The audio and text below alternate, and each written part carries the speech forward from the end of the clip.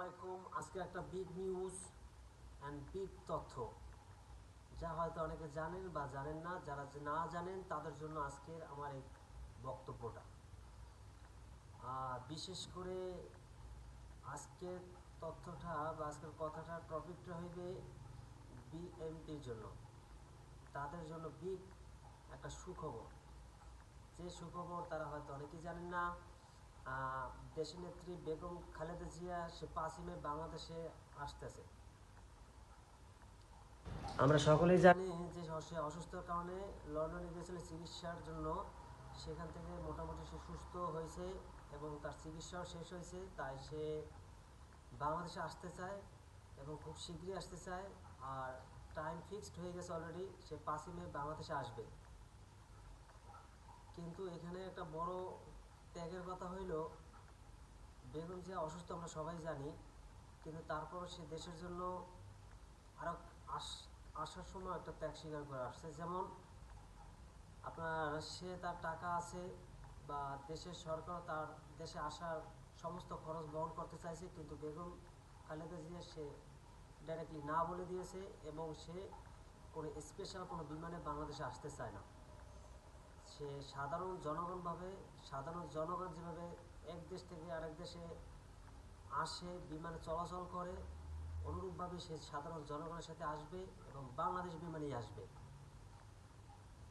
এখানে আমরা বাংলাদেশ বিমানকে একটু প্রথমে শুভেচ্ছা জানাই এবং ধন্যবাদ জানাই।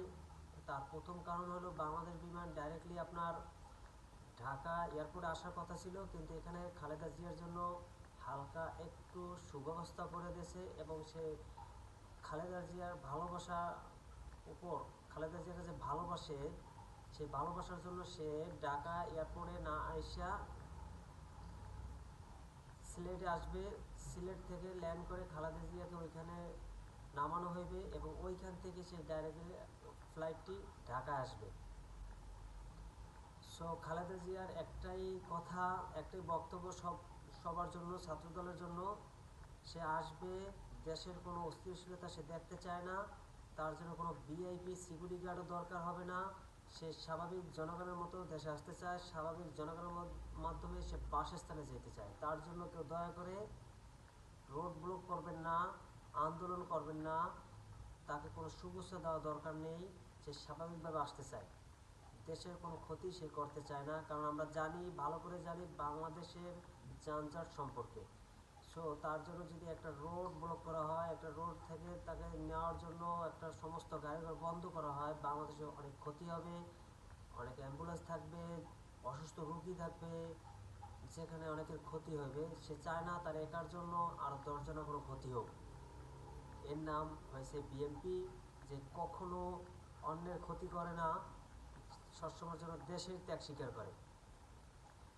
আমরা আগেও দেখতে পারছি, এখনও দেখি।